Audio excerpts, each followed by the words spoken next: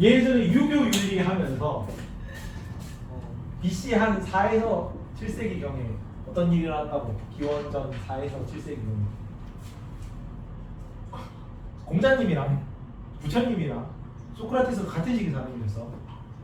뭐 때문에 이 시기 뭔 일이 일어나서?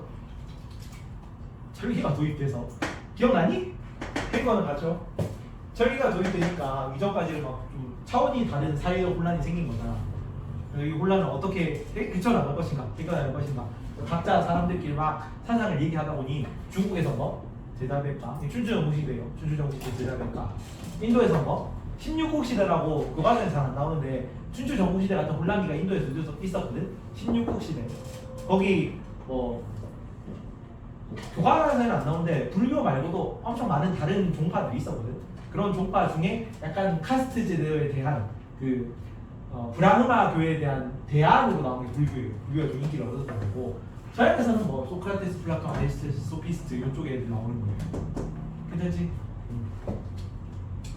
그래서 우리 처음에 뭐가 나왔냐면 제일 처음에는 자연 철학자라고 합니다. 자연 철학자. 자연 철학.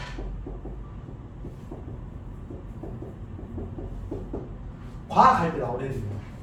데모크리토스 들어봤어요? 데모크리토스? 만물의 근원은 뭐다? 만물의 근원은 원자다. 원자론 하면서 얘기도 나오거든. 지금 막 세상이 혼란하단 말이야. 여기도 똑같아요. 서양에서 동양에서 맨 지지고 볶고 막 전쟁 나고 나라끼리 나눠서 지지고 볶고 했던 것처럼 여기도 이전에는 지중해 무역하면서 약간 좀 평화롭게 살다가 여기 뭐 페니키아 뭐 이런 데서 막 알파벳 보고 이랬잖아. 서로 교류도 하고 하다가 철기 막 도입되면서 이제는 막 이 폴리스들끼리 전쟁이 격화되던 시기야. 언제 막 잡혀가가지고 막 저녁들 끌려갈지 모르는 그런 시기란 말이야. 청년들이. 괜찮죠?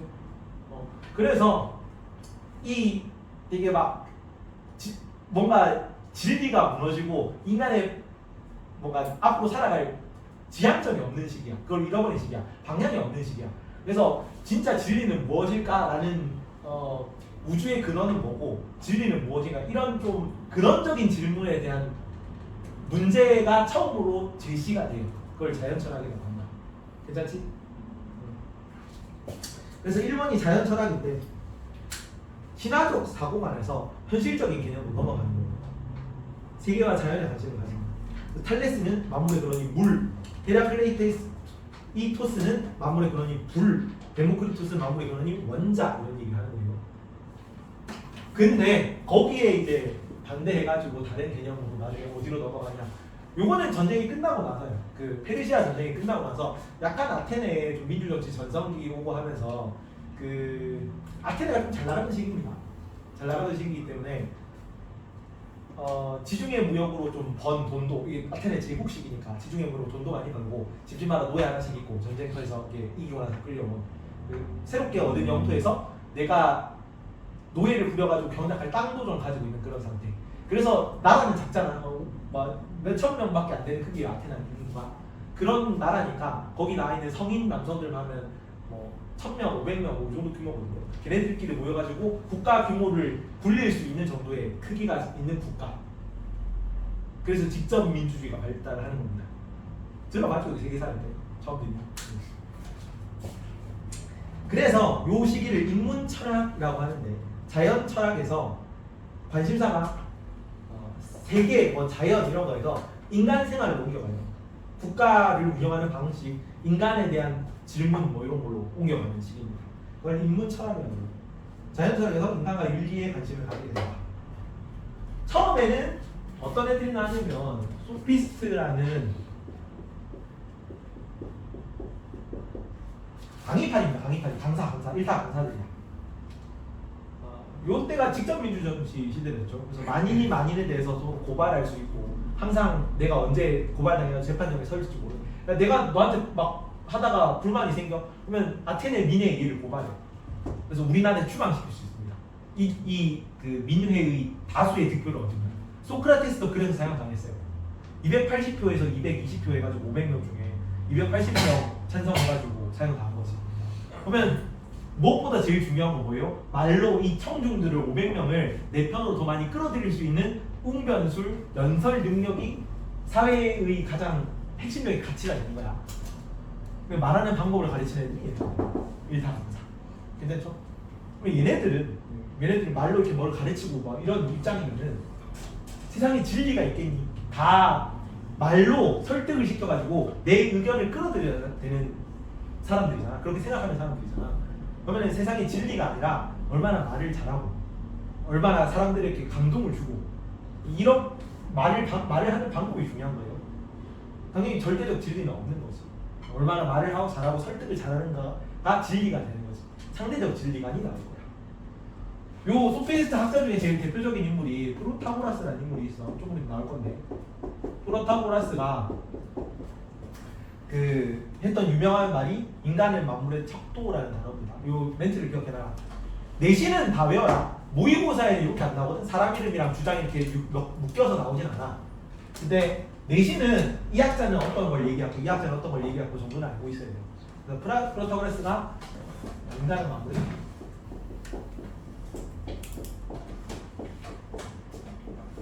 척도다.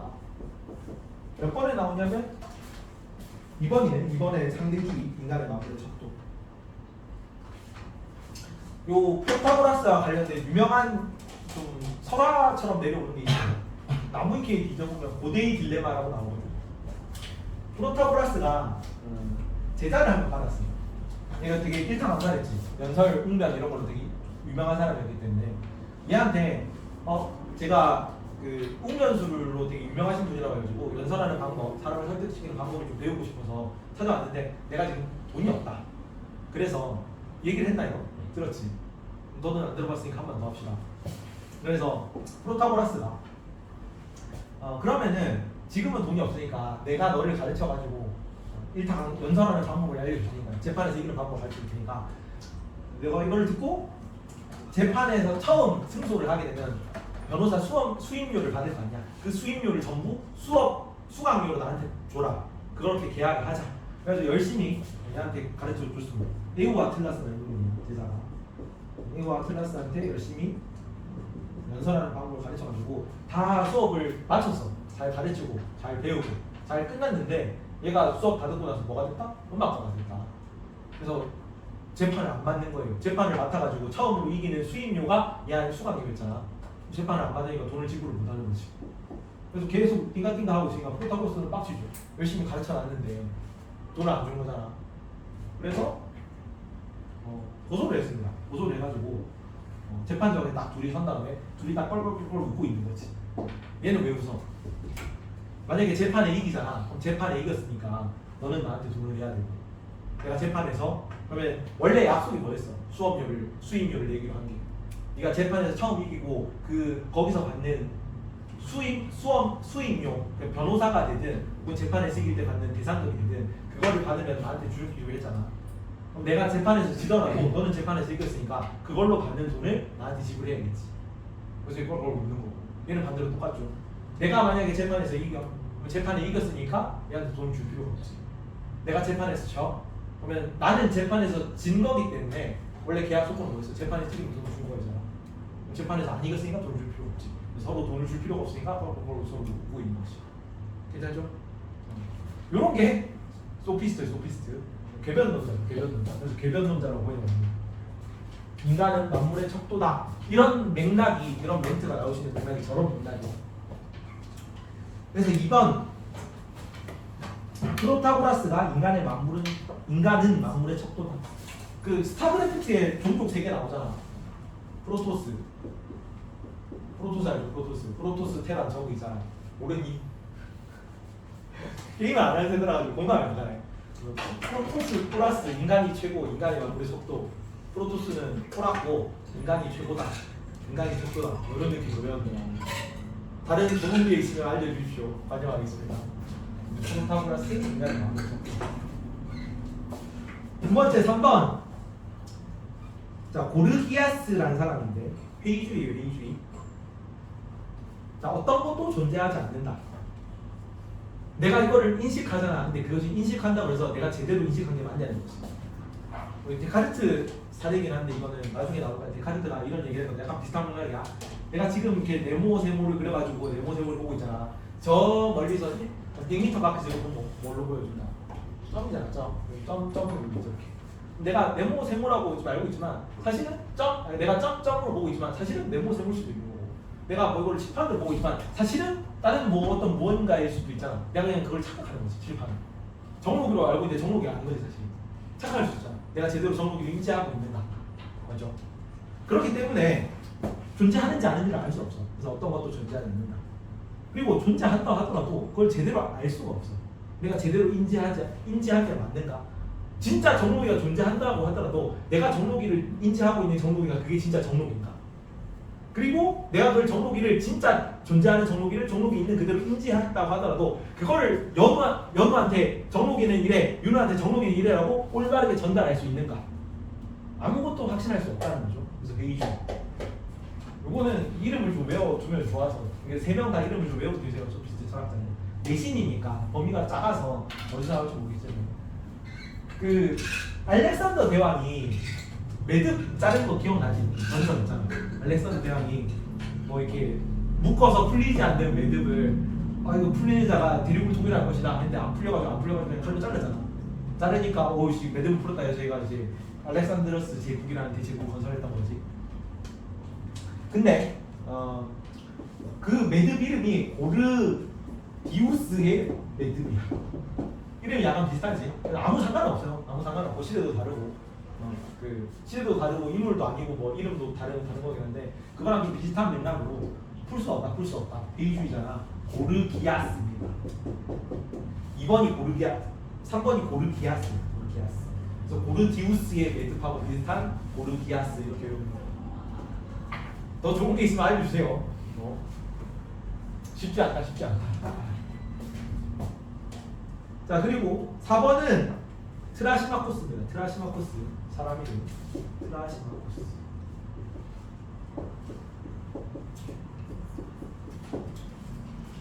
정의는 강자의 이익이다 라는 말을 했습니다. 그러니까 정의가 절대적인 게 아니라, 지금도 법, 도덕 이런 게 사실은 법, 도덕은 재산을 보호하게 막을 물건 훔치면 안 되잖아. 누구를 지키려는 거야? 재산을 가진 사람을 지키려는 거죠. 그렇잖아.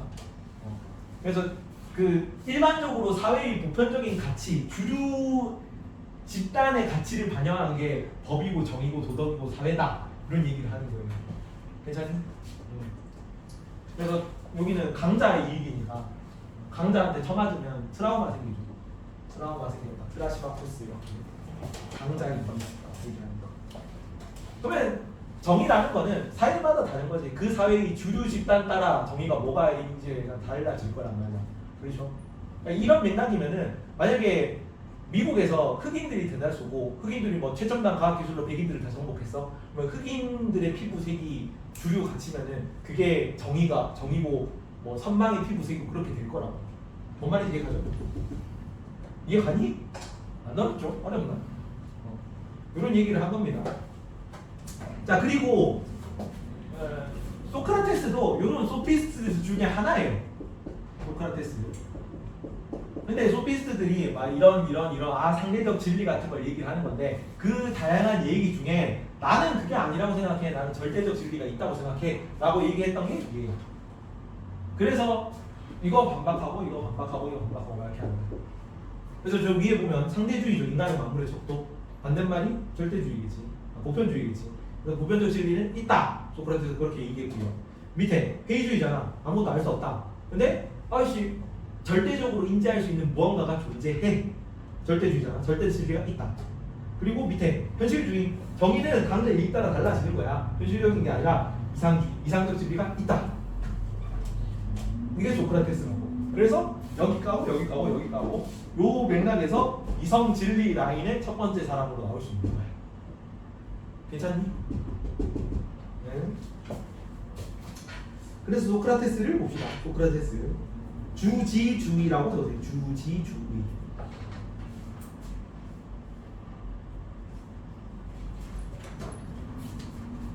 땡땡주의라는 게 크게 3가지 정도 나오거든. 주지주의라는 게 나오고, 주의주의라는 게 나오고, 주정주의라는 게 3개가 나옵니다. 서양 철학에는 주지주의가 가장 중요한 건 뭐야? 지혜, 지식, 이성 이런 거야. 주지. 알지자 있어요. 주의주의는 의지가 가장 중요해. 지식도 중요한데 플러스 의지도 필요해. 아리스토텔레스 조금 이따 볼 거야. 정주에는 인간의 감정이 가장 중요해. 나중에 저기 막 기말고사 나오지만 흉이라는 사람이 나오고 인간의 감정이 보편적인 공감, 사회적 시인 부인의 감정이 공감이 도덕적 기준이야, 도덕적 잣대야. 이렇게 얘기하는 거. 3개 정도. 여기는 소크라테스, 플라톤은 주지주의라고 번역합니다. 일반적으로. 뭐가 제일 중요하다고? 지식, 이성, 지혜 이런 게 중요해. 괜찮지? 절대적 진리가 있다는 입장이니까 그걸 파악할 수 있는 이성이 중요합니다. 그래서 주지주의이기 때문에 모든 악행의 원인은 뭐다? 무식함이다. 자, 무지. 자, 진실로 안다면 악을 행할 수 없다. 그래서 네가 담배를 요한이 담배 핍니까? 담배를 피는 걸로 합시다. 얘는 많이 들었지 연우야. 담배를 핀다고 치고 너가 지금 담배를 열심히 끊으려고 하고 있잖아. 근데 담배를 1년째 못 끊고 있죠. 1년째 못 끊는 이유가 뭐야? 뭐라고?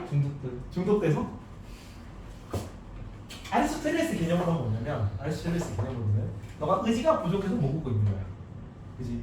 근데 소크라테스 개념으로 뭐냐면 너는 네가 얼마나 담배가 나쁜지를 정확히 모르고 있기 때문에 네가 멍청하기 때문에 아직 담배가 진짜 몸에 해롭고 내가 이대로 계속 피다가 진짜 지읒 된다는 거를 제대로 모르고 있기 때문에 그냥 멍청해서 피고 있는 거야. 네가 제대로 담배가 해롭다는 걸 알면은 무조건 끊을 수밖에 없는 거죠. 소크라테스 입장에서. 이해가니?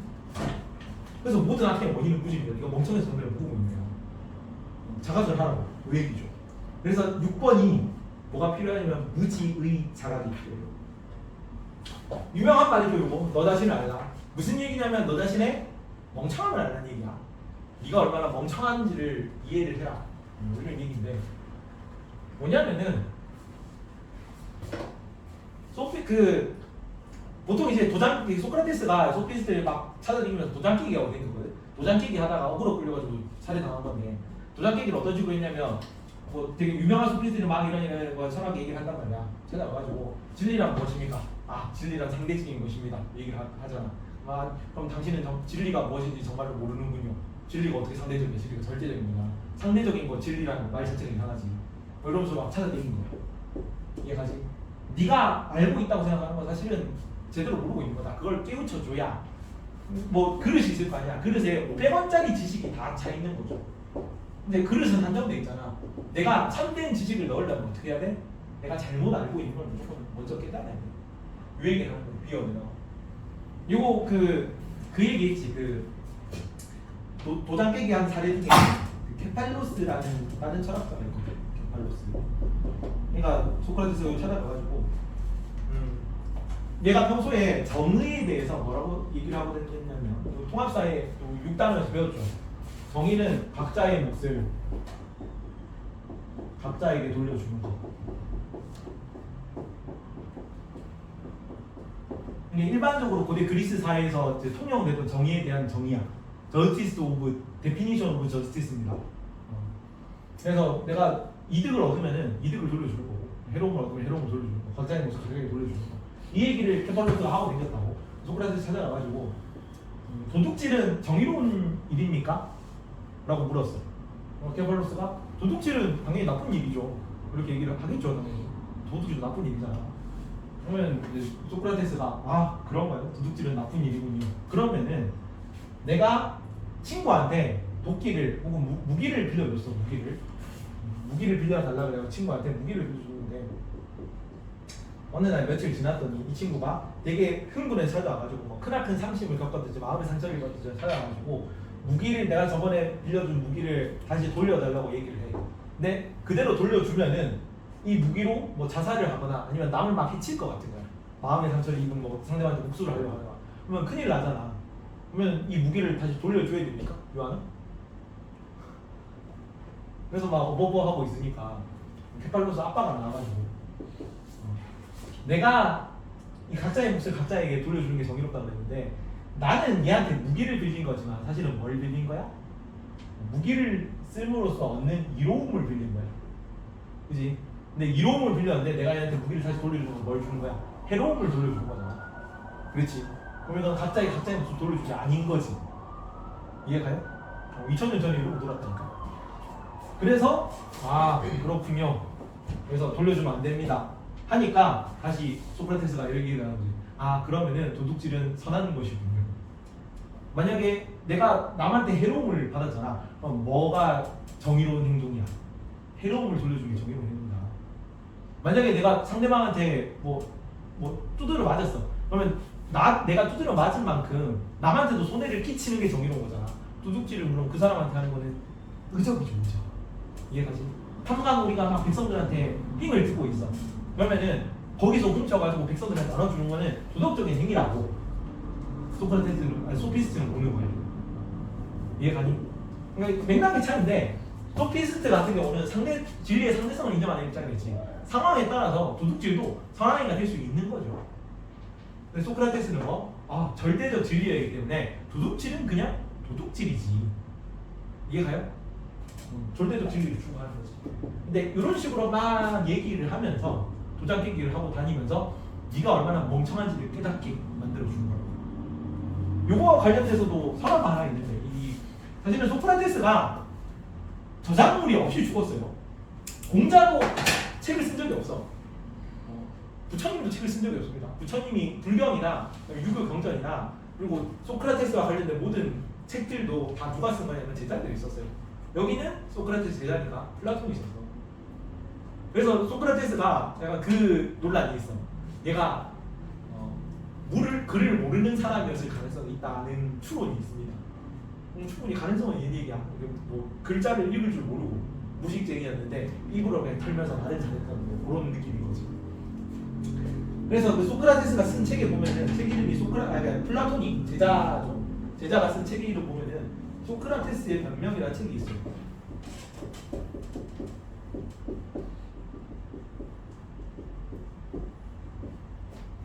요 책에 나오는 내용이 그래. 아테네에서 어느 날 신탁이 내려져가지고 소크라테스가 신탁 내용이 이렇습니다.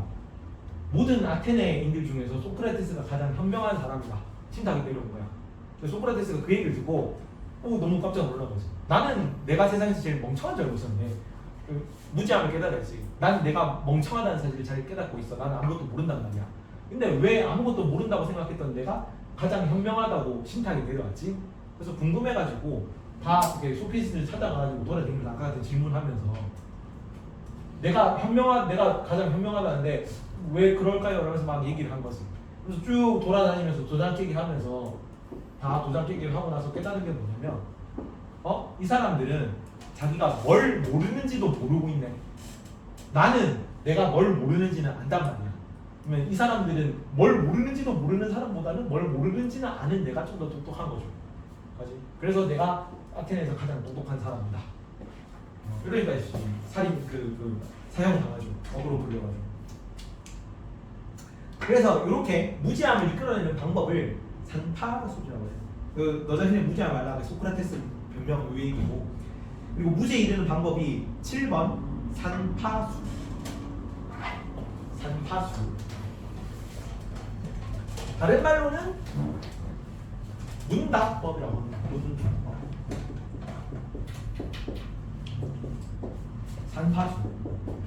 산파가 뭐니? 산파. 뭐가 산파야?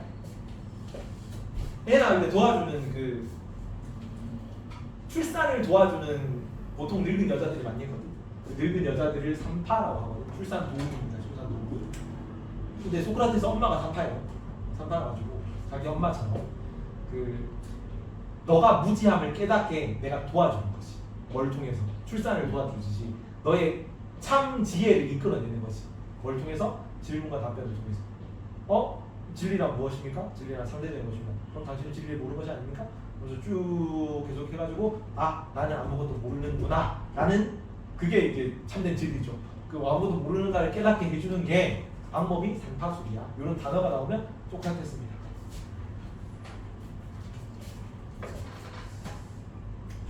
그래서 만약에 진실로 알게 되잖아. 8번 지행합일설인데 잠깐만 8번에 지덕복 합일설이요. 지덕복 합일설. 8번은 지덕복 합일설입니다. 소크라테스는 지혜랑 덕이 있는 삶이랑 행복, 지덕 복이죠. 행복이 되게 같은 개념입니다. 네가 진실로 똑바로 내용을 이해하게 되잖아. 담배가 나쁘다는 걸 진짜로 깨닫잖아. 그럼 너는 담배를 피지 않겠죠. 그게 덕 있는 상태야. 소크라테스 개념으로. 그럼 덕 있는 삶을 살면은 담배를 끊게 되면은 너는 진짜 행복한 삶을 살 수 있게 되는 거라고. 그래서 다른 말이 같은 말이에요. 같은 말. 다른 말이 아니야. 이 되게 소크라테스한테. 아리스토텔레스, 플라톤은 조금 다를 거예요. 회장님. 그래서 지혜, 덕, 행복이 다 공통이고, 그리고 진실로 알면은 행하지 않을 수 없다고 그러거든. 어디랑 비슷하냐 혹시? 동양 철학에서 양명학 지혜가도 기억나냐? 네가 진실로 알면은 행하지 않을 수 없다고. 네가 담배가 진짜로 해롭다는 걸 알면은 무조건 끊을 수밖에 없다고. 네가 담배를 안 끊는 거는 몰라서 그래. 제대로 몰라. 담배가 얼마나 네 몸에 해로운지를 몰라서. 네가 진짜 아직 지읒대는 그런 그 자각이 없으니까 아이씨 뭐 괜찮겠지 하면서 계속 피는 거라고. 그래서 참된 알은 덕 같은 말이야. 덕인데 요 덕이 좀 달라. 요 덕은 탁월함입니다. 탁월함. 아리스토텔레스 개념인데 미리 합시다. 본질 기능의 탁월함.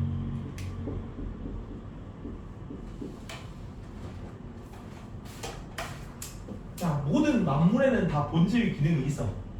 사람도 본질 기능이 있고, 보드마카도 본질 기능이 있고, 칠판 지우개도 본질 기능이 있는 거지. 근데 칠판 지우개의 본질 기능은 뭐야? 글씨를 잘 지우는 게 본질 기능이죠. 얘는 탁월한 칠판 지우개죠. 그렇지? 얘는 덕이 있는 칠판 지우개인 거야. 왜? 본질 기능이 잘 발휘되고 있으니까. 보드마카는 글씨가 잘 쓰여지고 있단 말이야. 근데 글씨가 잘 안 쓰여지는 보드마카 많죠. 이건 잘 쓰여지겠다. 이렇게 있으니까. 안 쓰여지는 보드마카 같은 경우는 이게 점점 흐려지는데 지금 덕이 없어지고 있는 중이죠. 이해가니? 왜? 본질 기능을 탁월하게 발휘하지 못하잖아. 근데 인간의 본질 기능은 뭘로 본 거야? 소크라테스는 그걸 이성이라고 봤습니다. 유배에서 뭘로 봤다? 기억나니? 유배에서는 인간의 본질 기능을 뭘로 봤어? 도덕성. 인의 예지가 인간의 본성이었죠. 도교에서는 인간의 본성을 모르고 자연적 본성을 봤지. 그냥 자연의 욕구에 뭐 거스르지 않고 사는 거였잖아. 기억나니? 인의 예지 이런 걸로 속박하지 말라 그랬잖아. 그 욕구를.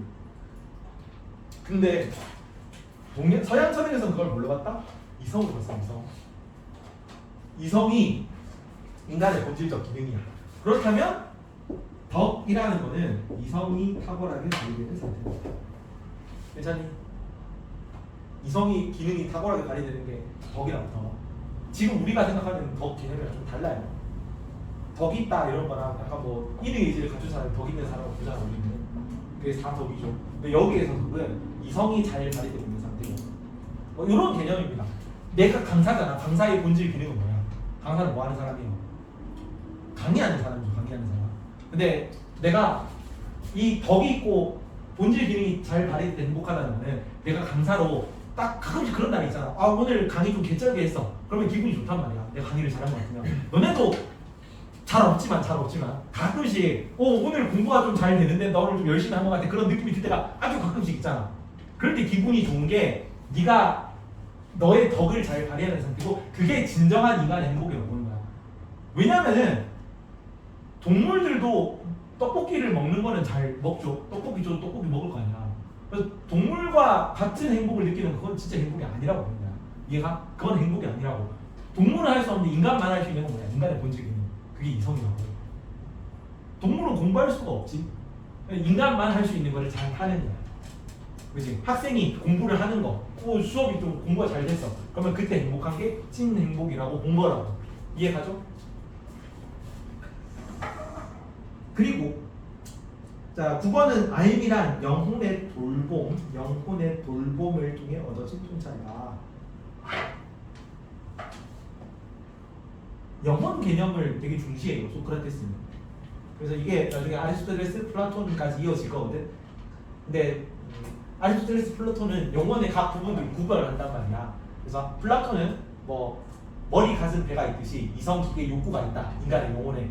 아리스토텔레스는 인간의 영혼에 뭐 동물적인 부분과 식물적인 부분과 그다음에 그 이성적인 부분이 있다 이런 식으로 나눌 건데 그걸 그냥 따로 막 이렇게 세분하게 안 나누고 통째로 그냥 영혼이다, 영혼에 중요하다, 영혼을 돌봐야 된다 이런 식으로 표현하면 소크라테스만 그렇습니다. 세세하게 구분 안 한다고 여기까지는. 그래서 영혼의 돌봄이 소크라테스 키워드로 나와요. 괜찮지? 그래서 9번 영혼의 돌봄 혹은 영혼의 수련 같은 말입니다. 영혼의 돌봄, 영혼의 수련을 통해 얻어진 통찰이 알입니다. 괜찮죠? 넘어간다. 와, 씨, 학교 2개 하려니까 중도가 너무 급해가지고 빨리 나갑시다. 최대한. 자, 이데아론인데 소크라테스가 결국 어떻게 죽었냐면은 도장 깨기 하고 댕기다가 뭐 다른 것도 좀 많이 얽혔어요. 제자들 중에 제자들이 엄청 다른 세계들이 많았거든. 근데 이 제자들 중에 페르시아 전쟁할 때 페르시아에 붙었거나 혹은 뭐 펠로폰네스 전쟁할 때 여기 스파르타에 붙었던 인물도 있고 그리고 아테네에서 나중에 독재 정치하다가 무너져가지고 이제 처형당한 인물도 있고 막 그래요. 그래서 제자들 중에 뭐 이런 인물들이 나왔으니까 일단 소크라테스에 대한 인식이 안 좋아졌고 그리고 막 도장 깨기 하고 댕기면서 청년들은 되게 좋아하는데 윗사람 되게 싫어했단 말이야. 그 당시 때 유명한 사람들은. 그래서 이 청년들을 미혹하게 한다. 그러니까 청년들을 좀 나쁜 길로 인도한다는 제목으로 도발을 당해서 아테네 법정에 세워졌어요. 그 상태에서 막 소크라테스도 막 이렇게 얘기하고 근데 막 좀 어그로도 끌고 막 이래서 나는 아테네에다가 이런 식으로 너네들의 무지함을 깨닫게 해줘가지고 아테네에 엄청난 이득을 가져줬는데 나를 상대하지를 못할 망정 너네가 이 재판정에 세우는 게 말이나 될 일이냐 뭐 이렇게 막 하니까 뭐 개심죄죠. 그래서 사형 단단하게 해가지고 280대 220으로 사형에 처해졌어. 이것도 사형에 처해져가지고 원래 이 당시에는 좀 뭐 사실은 사형이 의미가 국외 추방이 거의 같은 의미로 쓰였어요 그때는. 그래서 사형 당해도 뭐 간수 좀 매수해가지고 국외로 이때 당시에는 뭐 국가끼리 교류가 많이 없던 시기니까 국외로 좀 안 보이는 나라로 해가지고 도망쳐서 살면 되거든. 그러라고 이제 친구가 꼬드겨가지고 도망치자고 얘기를 했는데 내가 간수 매수할 테니까 내가 만약에 친구로서 너를 이대로 죽게 내버려두면 나는 뭐 다른 친한 사람으로부터 이 친구를 구하지 않았다는 원망을 받게 될 거고 그렇게 원망을 받지 않게 도와달라고 이런 식으로 얘기했는데도 안 된다. 나는 뭐 절대적 진리를 추구하는 사람인데 악법도 무비다 여기서 나온 거잖아. 비록 뭐 이것도 나중에 뭐 좀 추가된 말이다 뭐 이런 말이 있긴 하지만 여튼 그래서 이 민주주의 체제에 살고 있었다는 거는 요 체제를 인정한다는 거고 체제에서 사형이 내려졌으니까 난 적법한 절차에 따라 사형에 그 사형을 받아들이겠다. 그래서 독배를 맞추고 죽은 거예요. 자 그러면 요 소크라테스가 딱 죽었을 때 플라톤이 이때 당시는 몸이 아팠대요. 공식 기록으로는 뭐 스승이 이렇게 되고 있으니까 좀 그랬겠죠.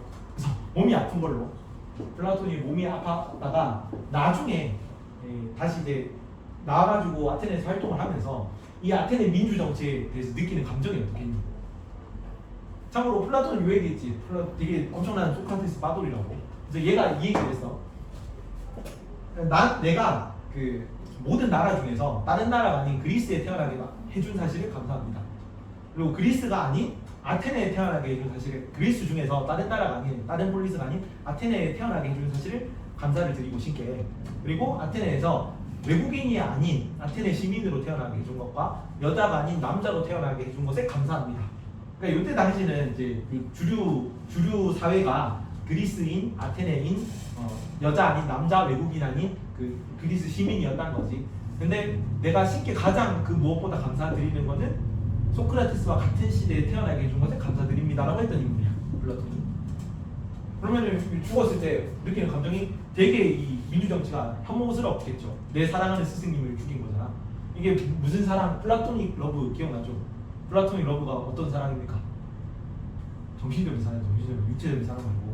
그래서 그때 당시 그리스 동성애 이런 거를 플라토닉 러브라고 하잖아. 손도 잡으면 안 되지. 이상적인 사랑이니까. 그래서 요런 스승님이 돌아가신 요 세계와 죽어서 영혼은 불멸하거든. 스승님의 영혼은 죽고 저 높은 천상 세계로 가신 거야. 보이지 않는 세계로. 이때는 영혼이 있다고 믿었으니까 아까 영혼의 돌봄 같은 거 얘기했지. 소크라테스가. 그리고 스승님의 이제 육체가 죽어서 묻히고 그리고 스승님을 죽인 아테네 시민들이 사는 이 현실 세계는 어떤 세계야? 비천하고 열등한 세계야. 스승님이 가진 저 정신 세계는 우월한 세계예요. 이해가요? 그래서 이 위에 있는 스승님에 대한 사랑입니다. 플라토닉 러브 이거죠. 정신적인 사랑이죠. 그리고 이상형이잖아요. 이상형. 이상형이라는 건 뭐예요? 원빈, 뭐 카리나 뭐 이런 게 이상형이잖아. 근데 현실 세계는 어때요? 이렇잖아. 그러니까 요 이상형, 이데아의 세계를 이때 얘기를 하는 거야. 그래서 플라톤이 세계를 주로 나누는 겁니다. 스승님이 가진 이상의 세계, 그게 이데아라는 단어로 표현해요. 그리고 아래쪽이 그냥 물질이에요. 현실 세계.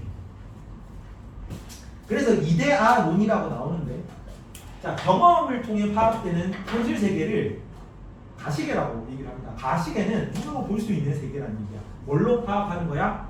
감각으로 파악하는 거예요. 감각과 경험으로 파악하는 세계가 현실 세계입니다.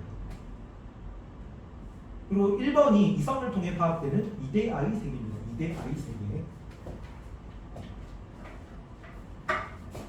그걸 가지계라고 불러요. 지식으로 알 수 있는 세계, 지식으로 인식할 수 있는 세계입니다. 뭘 통해 인식해? 아까는 감각 경험, 여기는 이성을 통해서 인식해요. 아까 그래서 쭉 감각 경험을 아예 진리 이성 라인이 쭉 소크라테스, 플라톤, 아리스토텔레스 이어지고 있는 중인 거지. 그래서 현실의 좋은 것과 이거는 현실 세계고, 이데아의 세계의 좋은 그 자체가 있다. 예전에 그 사각형 얘기했죠. 정사각형. 정록이가 그리는 사각형이 있고, 뭐 연우가 그리는 사각형이 있고, 윤우가 그리는 사각형이 있고, 요한이가 그리는 사각형이 있는데 정사각형이잖아.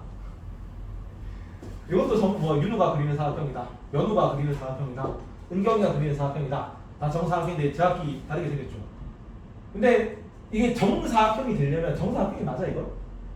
엄밀한 의미의 정사각형은 네 변이 모두 길이가 같고 네 각의 합이 네 각이 각각 90도라 가지고 이 90도의 합이 360도를 딱 일치하는 게 정사각형이지.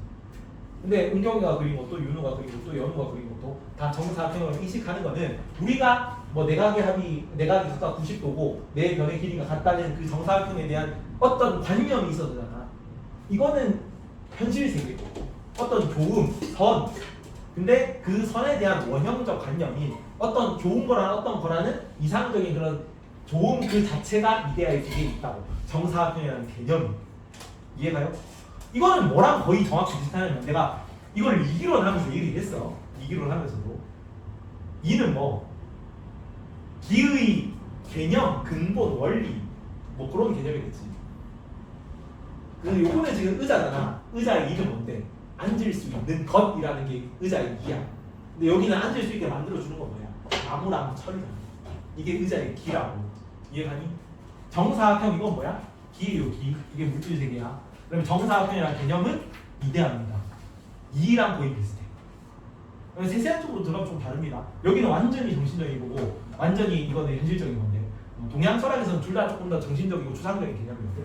그런 차이점이 있긴 한데 그 약간 맥락 자체는 좀 유사한 편이야. 자, 그래서 이거를 비유를 할 때 뭐라고 하냐면 2번 동굴의 비유입니다. 동굴의 비유. 동굴의 비유. 아, 시간이 일단 갑시다. 이어서 한다. 뭔 얘기냐면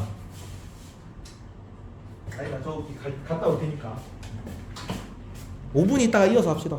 고고싱. 동굴의 비유라고 하는데 플라톤이 국가인가 국가라는 책에서 이런 얘기를 했습니다. 동굴의 비유라고 하는데 동굴의 비유. 자, 플라톤 입장에서 지금 세계가 뭘로 나눠져 있는 거야? 저 높은 이데아의 세계와 이상 세계잖아. 이데아의 세계와 미천한 현실 세계로 나눠져 있는 거지. 그래서 현실 세계를 뭐라고 설명을 하냐면, 현실 세계는 우리가 동굴 속에서 손이 뒤로 묶여가지고 벽만 바라보고 있는 죄수 같은 상황이라고 얘기를 해요. 모두가 이제 이렇게 묶여가지고 여기만 바라보고 있는 거예요. 여기가 동굴벽이고. 근데 동굴벽에 바깥에서 태양이 비쳐가지고 사물들의 그림자가 동굴벽의 그림자로 보입니다. 그러면은 여기서 어떻게 보이겠니? 요 사물 이렇게 딱 그림자가 보여. 원통형으로 보이겠지. 여기 원통형으로 보이고 여기 보면 뭘로 보여? 원으로 보이겠지. 그렇죠?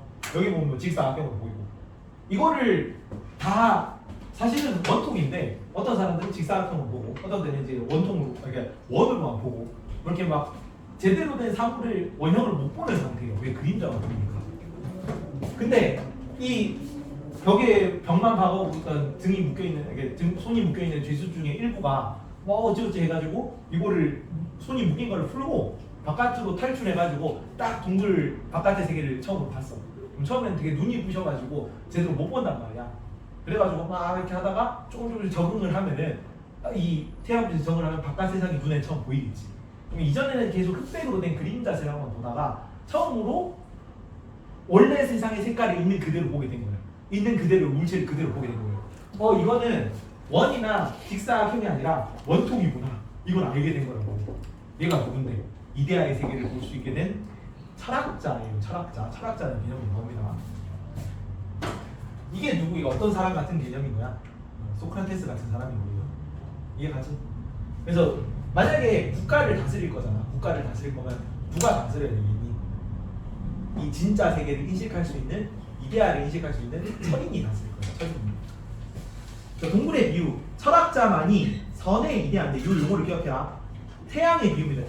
태양을 비유한 게 선의 이데아라고 해요. 근데 이 선의 이데아가 세계의 궁극적 원인, 이데아에 대한 최고의 이데아 이런 표현으로 나옵니다. 그냥 짱 중에 짱인 거예요. 이데아가 존재하는 이유, 세상 만물을 만들어내는 거. 이게 중세 기독교를 읽어가면 뭐 어떤 개념으로 제한되겠니? 선의 이데아라는 개념은 기독교의 신이라는 개념으로 똑같이 쓰여요. 이게 태양 그 자체라고. 이데아 중에 이데아. 그게 무슨 이데아라고? 선의 이데아라고. 이데아는 이데아에게 최고의 이데아 이런 표현도 하나 두십시오. 나오니까. 그리고 이런 정치를 3번 철인 정치라고 해요. 철인 정치. 철인이 뭐냐면 철학자인데 철학자가 통치자가 되면 철인이라고 부르고 혹은 통치자가 철학을 공부하면 그게 철인이에요. 어쨌든 통치자인 상태에서 철학을 알고 있는 사람이에요. 그 사람이 철인이 정치를 해야 그게 올바른 정치 체제라는 거예요. 철인 정치, 철학자에 의한 통치 혹은 통치자가 철학자인 정치죠. 뭐랑 비교되는 개념이겠니? 민주 정치랑 비교되는 개념이겠지. 어떤 게 긍정적인 개념이겠니? 독재 정치가 더 낫죠. 뭐보단 저 우매한 민중들의 정치보다는. 소크라테스 존경하는 스승님을 이제 나쁜 결정으로 잘못된 결정으로 골로 가게 한 이런 우매한 민중들이 다스리는 정치보다는 소크라테스 같은 혹은 나 같은 플라톤이나 소크라테스 같은 똑똑한 철학자들이 다스려야 이게 진짜 정치지. 독재인데 그죠? 멍청한 것보다는 현명한 독재가 낫다는 거죠. 플라톤 입장에서. 그런 거를 철인 정치라고 합니다. 이것도 용어를 기억하시고. 그리고 저 밑에 나오는데 플라톤이 이런 얘기를 해. 플라톤이 국가는 대문자로 쓴 인간이다. 뭔 얘기냐면 국가는 그냥 인간을 똑같이 확대해서 크게 키워놓은 거랑 똑같은 개념이다 이렇게 얘기를 해요. 그래서 인간, 영혼, 육체, 국가가 개념이 똑같이 쭉 일렬로 가거든요. 그래서 영혼 3분설이라고 그러는데 이 영혼 각각에 해당하는 기능들이 잘 발휘되는 상태, 그게 국가의 통치 기능까지 연결이 될 거예요. 자, 4번에 일단 덕이라고 쓰세요. 덕인데 영혼의 각 부분이 이성의 명령에 따라 덕은 뭐라 그랬어요? 탁월성이에요. 탁월성. 덕은 본질 기능의 탁월성이야. 근데 인간 본질 기능이 뭐라고? 이성이고. 그래서 이성이 탁월하게 발휘되는 상태가 덕입니다. 이거는 플라톤, 아리스토텔레스, 소크라테스가 다 똑같이 쓰여요. 덕이라는 거는. 그리스어로 아레테라고 하거든. 그 아레테가 이성의 탁월함을 덕이라는 개념으로 번역한 내용이야. 그래서 탁월하게 발휘되는 상태, 4번이 덕이고 5번이 탁월하게 발휘되는 상태고 6번 후천적으로 형성돼요. 뭐랑은 다르겠니? 윤리 수능을 칠 건 아니지만 맨날 후천적 형성, 확충한다, 형성한다 이런 거 나오잖아. 우리 동양 철학에서 유교 윤리의 이내예지가 어떤 개념이었어요? 타고나는 개념이잖아. 타고나는 인간의 본성이었잖아. 타고나기 때문에 확충할 수 있어 없어? 확충하는 개념이죠. 뭐 할 수 없어. 정신없으시라고 정의기. 동양 철학의 이내예지는 타고나는 개념이기 때문에 본성이잖아. 확충해야지. 확충. 뭐 하면 안 돼? 형성하면 안 되지. 근데 여기는 후천적이라고. 뭘 통해 습득하냐면 교육을 통해 덕을 습득할 거예요. 이성이 어떻게 하면 탁월하게 발휘될 거냐? 교육을 통해서 탁월하게 발휘될 거야. 그러면 얘는 형성하는 거겠죠. 나중에 나올 거야. 6번 후천적 형성입니다. 후천적. 6번 후천적 형성. 자, 그리고 이 덕이 어떤 식으로 어디에 대응하는 그 개념이고 어디로 이제 통치 계급으로 이어지는가 이거 다 외워야 돼요. 자, 우리 몸에 머리, 가슴, 배가 있죠. 이 머리, 가슴, 배의 육체 부분에 해당하는 영혼의 각각의 부분이 있다고 봐서 플라톤은 그거를 뭐라 그러면 이성 기계 욕구라고 봅니다. 그래서 이기욕 배웁니다. 이기욕.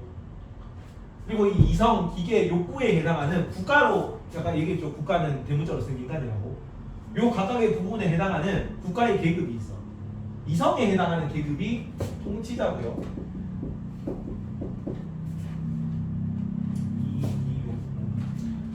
기계에 해당하는 부분이 통방위자고요. 욕구에 해당하는 부분이 생산자입니다.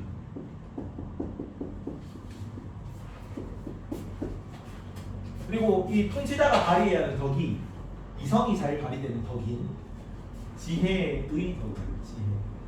그리고 기계가 잘 발휘되는 덕이 이걸 순서대로 줄로 가거든. 7, 8, 9, 10, 11, 12, 13, 14, 15까지 옵니다. 지혜의 덕이 이성이 잘 발휘되는 상태고 기계가 잘 발휘되는 상태가 용기라고 합니다. 그리고 욕구가 잘 발휘되는 덕을 절제라고 해요. 그리고 마지막으로 이 지혜, 용기, 절제가 각 부분이 잘 제 기능을 발휘해. 그러니까 통치자는 통치를 잘하고 수호자는 방위자는 잘 자기 나라를 잘 지키고 생산자는 자기 생산을 잘하고 이런 식으로 각각의 기능들이 각각의 제 역할에 맞는 걸 잘하게 되면은 그 상태를 정의로운 상태라고 봅니다. 합쳐서 지용절정이 플라톤의 4주덕입니다. 플라톤의 4주덕 지용절정. 지혜, 용기, 절제. 내용을 외우면 되냐? 이거 이기욕, 통방생, 지용절정이야. 이기욕, 통방생, 지용절정. 됐죠? 이 지용절정은 플라톤이잖아. 플라토닉 러브. 아까 얘기했죠. 플라토닉 러브. 근데 지용 알죠? 권지용. 지드래곤에 나오는 권지용이가 본명이 권지용이잖아. 지용이라서 지드래곤이야. 그죠? 그래서 지용이가 플라토닉 러브. 가수니까 빅뱅이니까 빅뱅 가수잖아요. 가수니까 발라드 노래 부르겠죠. 그러다가 플라토닉 러브에 대한 노래를 불렀는데 발라드 노래를 불렀는데 어느 부분이야? 절정인 거지. 클라이막스에서. 그래서 까 부르는 이게 뭐라고? 플라톤의 4주덕입니다. 네. 네네네. 그래서 플라톤이기 때문에 플라토닉 러브 플라토닉 러브니까 빅뱅의 지드래곤이 지용 절정 플라토닉 러브 노래 부르면서 클라이막스다 이렇게 맞죠? 이걸 뭐라고 한다고? 플라톤의 4주덕이라고 해요. 4가지 주된 덕목이야. 4주덕. 지용 절정 개념을 알고 있어야 돼. 정의는 어디에 해당되는 거죠? 정의는 요 지혜, 용기, 절제가 조화를 이루는 상태가 정의야. 각자의 기능이 각자가 잘 발휘하는 상태입니다. 그래서 정의로운 개인도 될 수 있고, 그래서 뭐 지혜가 용기와 절제를 잘 발휘하는 개인이면 정의로운 개인이야.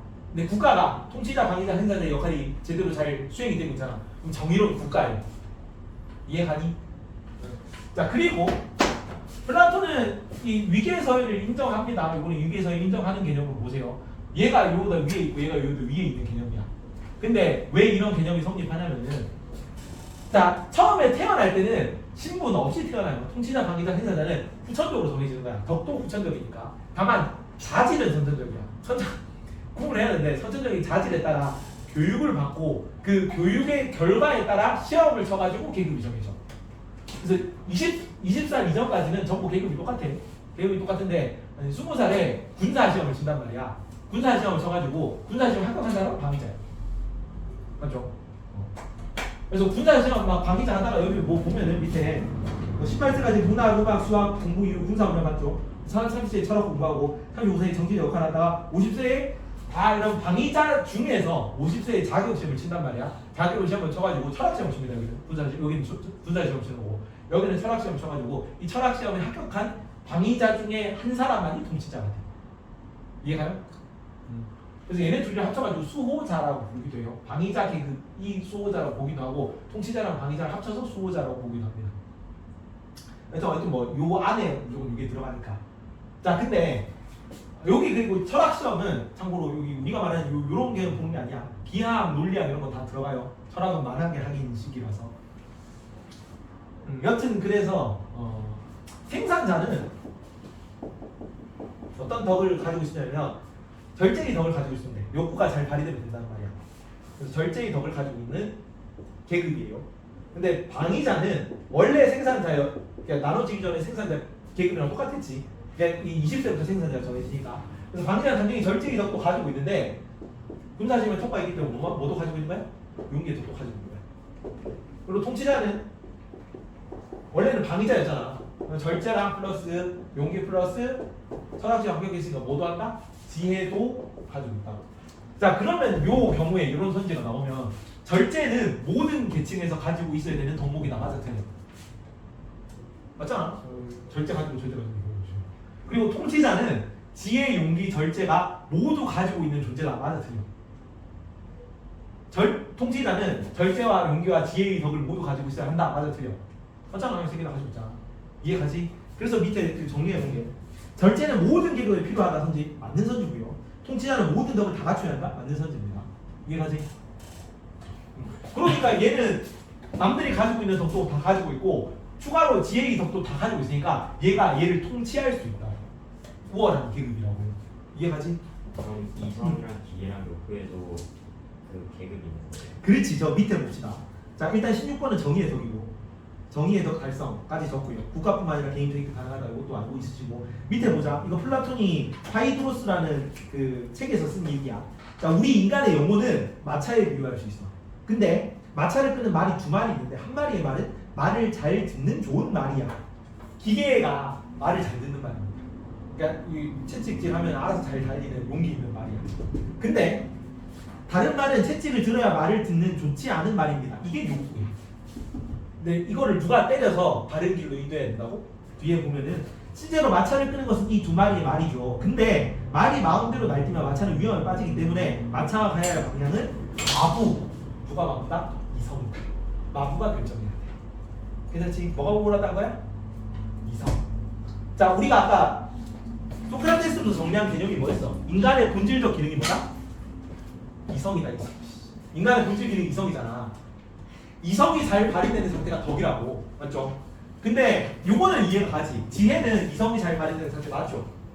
근데 기계는 용기가 잘 발휘되는 상태. 용기는 기계가 잘 발휘되는 상태라며. 이성이 잘 발휘되는 거 아니잖아. 이 기계가 잘 발휘되는 개념이 어떤 게 기계가 잘 발휘되는 개념이냐면 기계가 이성의 말을 잘 듣는 상태가 기계가 잘 발휘되는 상태예요.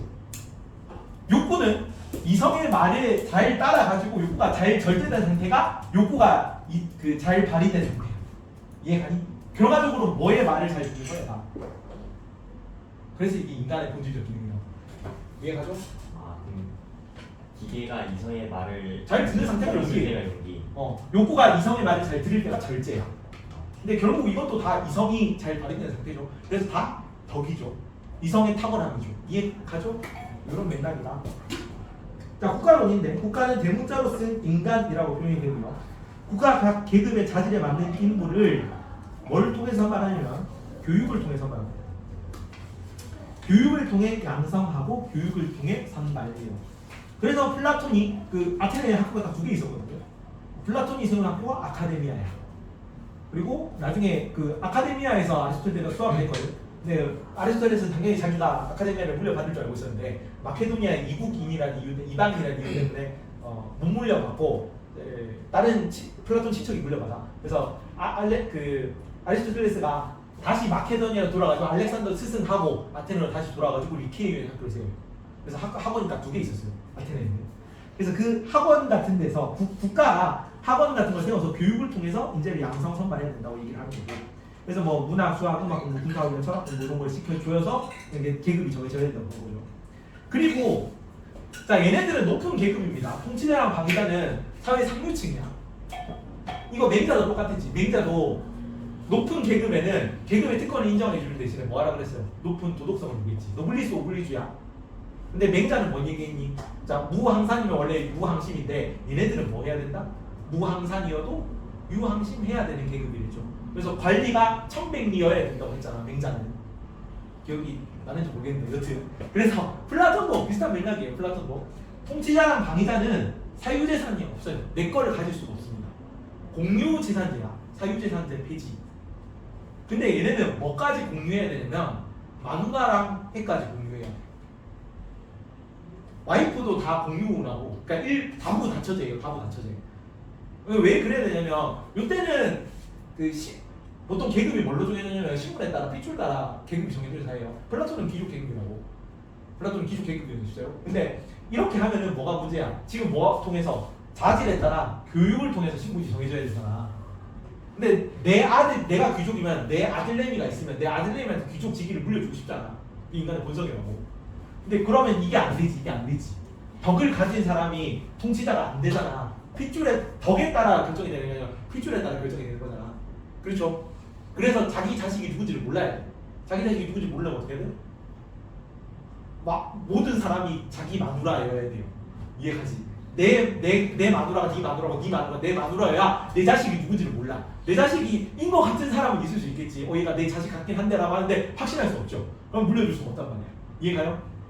그래서 선지가 이렇게 나와요. 제한된 공유제를 주장했다. 맞아 틀려. 플라톤의 이상 국가에서는 제한된 공유제가 실시된다. 맞아 틀려. 틀리죠. 마치 제한된 공유제잖아. 누구는 사유재산이 있는 거야. 누구는 사유재산이 있어. 얘네는 있잖아. 생산자는 사유재산이 있어. 지배계급만 사유재산이 없습니다. 얘네는 공유제라고. 얘네는 있는 거 그대로 하고, 이건 어떻게 말하면 도덕성을 요구하는 거예요. 얘네는 재산을 가지지 말라는 얘기야. 재산지. 공유재산제. 그래서 18번 수호자, 통치자, 방위자 계급인데, 통치자, 방위자를 묶어서 수호자라고 하기도 하고, 방위자만 묶어서 수호자라고 하기도 하거든. 그래서 수호자, 통치자, 방위자 계급은 모든 사유재산을 공유합니다. 18번 사유재산. 누구까지 공유하냐면 배우자까지까지 공유한다 돼 있죠. 아리스토텔레스는 다음 주에 이어서 합니다. 다음 주에 이거 시험 친다. 공부하시고, 그리고 요거 올리드는 숙제를 내줄 거예요. 숙제 문제 좀 풀어와라. 지금 주는 거. 올리드 책 없는 사람 한 명. 나머지 다 있니? 앞에서부터 소크라테스, 플라톤 안 푼 거 다 푸세요. 짠. 원래는 어디까지 풀었냐 저번에. 아 그래.